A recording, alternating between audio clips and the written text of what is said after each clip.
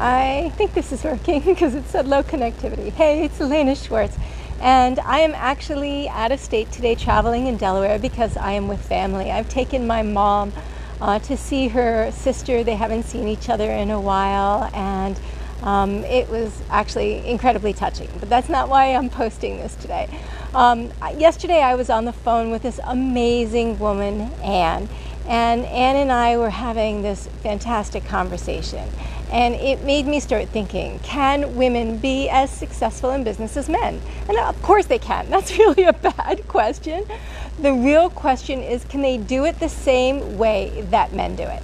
And that's actually a far better question, because the answer to that is no. Like, we tend to think, I think with the rise of feminism, that there's a sense of equality between men and women. And I would say to a certain extent we are equal but different. And as I was having this conversation with Anne yesterday, I was explaining to her about the difference between our brains, women's brains, and men's brains, that they're actually organized differently. And when you think back to when men and women were hunters and gatherers, what was the role of men? Men would go out on a hunt, and whether or not they achieved the hunt or not was life or death to the tribe. So they had a single-minded focus. They were single-minded. And so then everything that they did was towards that one goal. They had very little conversation. The conversation that they did have was actually related to the goal at hand. And then when they achieved the goal together, they celebrated that together.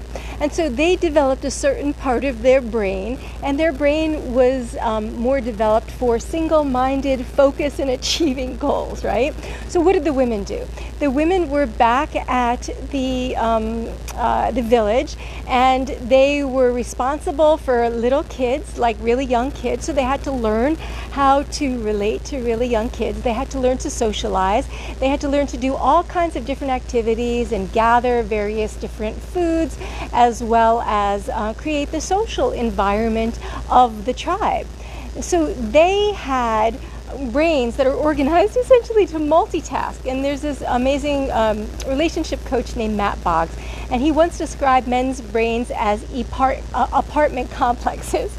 So you're in a conversation with a man and you're talking about business, or he's focused on business, and he is in building 1, apartment 3C. And then you want him to focus on your relationship. He has to go out the apartment, down the elevator, down the building, out building, go up to building 2, go up to the 5th floor, go into apartment E and have the conversation with you. But then you want to get intimate? Oh, wait a minute. Now he's got to go out the building, right? Go down another building, go into building 3, go up to the 7th floor, go into apartment 7G.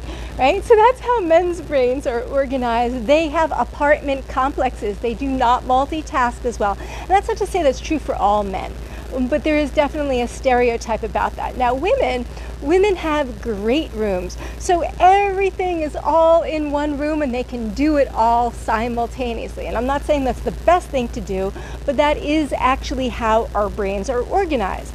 And so here we are as women thinking that we can do business the same way that men do. Now, it's not to say that we can't be as good in business as men, but doing it the same way goes against our natural systems. It's not how our brain is organized.